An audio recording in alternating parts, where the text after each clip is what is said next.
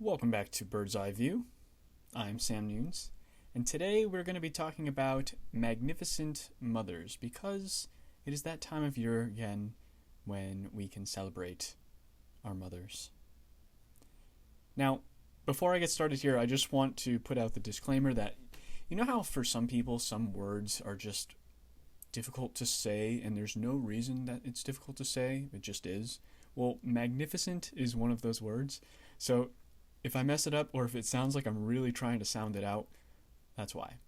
I don't know, it just never, my brain's like, nah, we're not going to get it.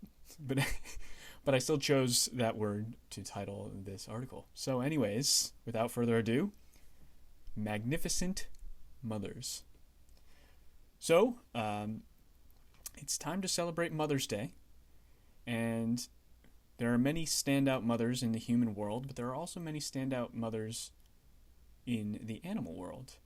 So, as we acknowledge and thank our human mothers, I also thought it would be important for us to acknowledge some of the amazing, magnificent mothers in the animal world. And we'll start in the Pacific Ocean. In the Pacific Ocean, there's an animal that is very alien to us, but also in a way very familiar to us, and that is the octopus. And I specifically want to talk about the giant Pacific octopus. So, they're pretty recognizable. They're actually the largest octopus on the planet. And octopuses, or octopi, or octopodes, or whatever you want to say, they're very intelligent. So we can relate to them in that sense. But they're just physically so completely different from us. But towards the end of the lives of our friends, the giant Pacific octopus, which is really about 4 or 5 years for these animals, they don't live that long. 4 and 5 is long for these animals. Some actually only live about 2. Side note: I had a pet octopus in college named Dale Jr., and he or she only lived to be about 2. But anyways, towards the end of their lives, which again is about 4 to 5 years, the moms will go into a cave or a little enclosed area within rocks, and they'll lay up to 74,000 eggs, which is just nuts. Maybe one day I'll go into the actual mating process, because that is another topic that will blow your mind, and I chose that phrase on purpose. But anyways, so they stay in the cave. The moms stay in the cave with their 74,000 eggs, and they just move the water around. They just swish it back and forth, making sure that all the eggs are moving and the water is getting to all of the eggs.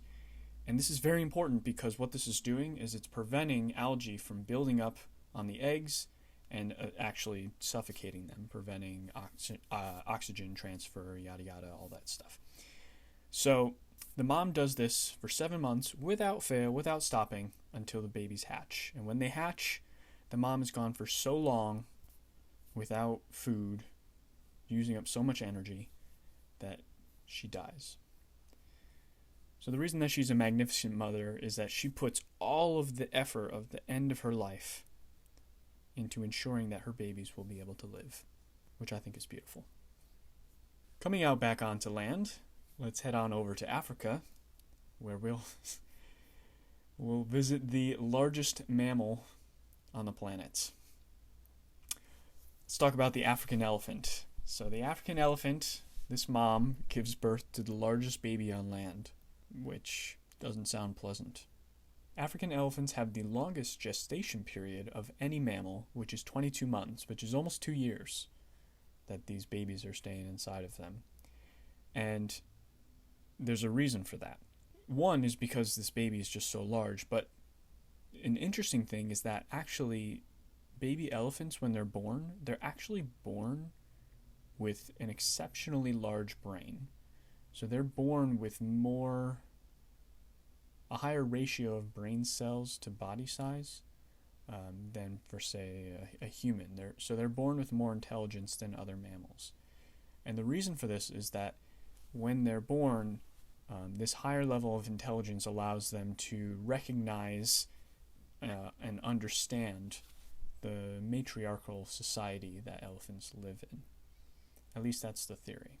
The other reason that the gestation period is so long is just because they're so dang big.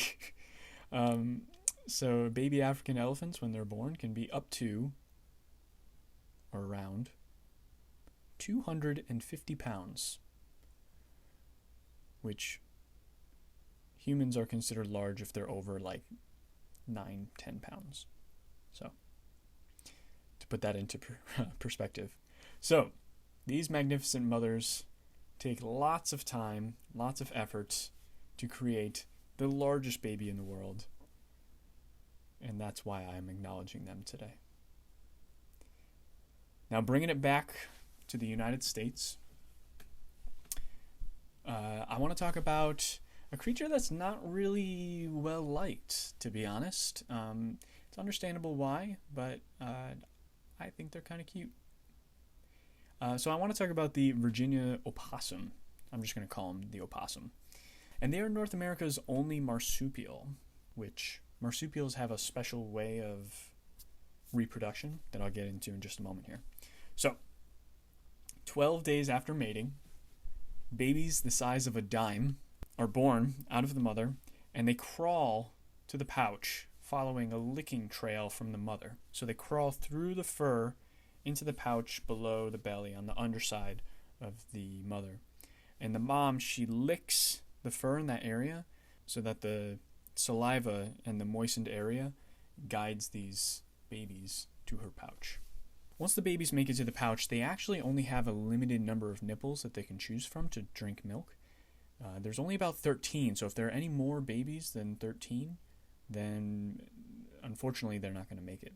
But the ones that do, they'll grow in there for about 2.5 months until they become too large to fit inside of this pouch. From there, this is when it gets crazy, these 13 babies will then crawl onto their mom's back and stay there for 1 to 2 months while the mom lugs them around looking for food.